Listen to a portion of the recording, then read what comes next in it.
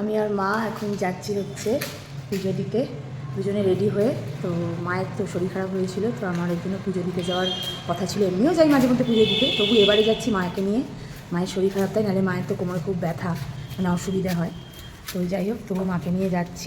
আসে না মা সিদ্ধেশ্বরী মায়ের কাছে যাচ্ছি আর কি পুজো দিতে, আমাদের বাড়ির কাছাকাছি। তবু মায়ের যেহেতু ব্যথা, তো টোটো করেই যাবো, নাহলে হেঁটেই যাওয়া যায়। না না, হাঁটার দরকার নেই। প্রথমে পৌঁছেই আমরা পুজো দেওয়ার জন্য কিছু মিষ্টি, ফুল, মালা সমস্ত কিনে নিয়ে আমরা এখন যাচ্ছি পুজো দিতে। আর তোমরাও দেখে নাও মায়ের আজকে সাজ, মায়ের সুন্দর মূর্তি। তো সেটাই তোমাদের সঙ্গে শেয়ার করছি। পুজোয় অলরেডি ঠাকুরমশাই আগেই বসে গেছেন। আর আজকে যেহেতু মঙ্গল বা শনিবার নয়, আজকে ভিড়টাও অনেকটাই কম।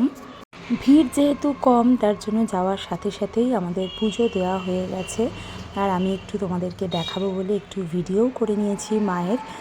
আর এত সুন্দরভাবে অঞ্জলি দিয়েছি আজকে যে মনটা পুরো ভরে গেছে। আমাদের কি বলতো, কঠিন সময় আমাদের একমাত্র ভগবানই ভরসা। আমরা ভগবানকে ডেকে আমরা একটু মনের জোর পাই, মনের শক্তি পাই।